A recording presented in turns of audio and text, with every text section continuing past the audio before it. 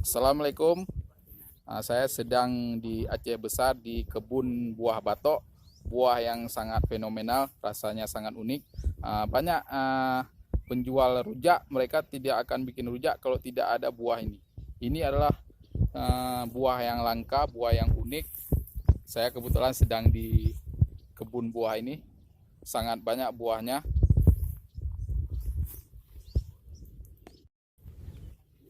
Ya guys, coba kamu lihat di atas, buahnya banyak sekali.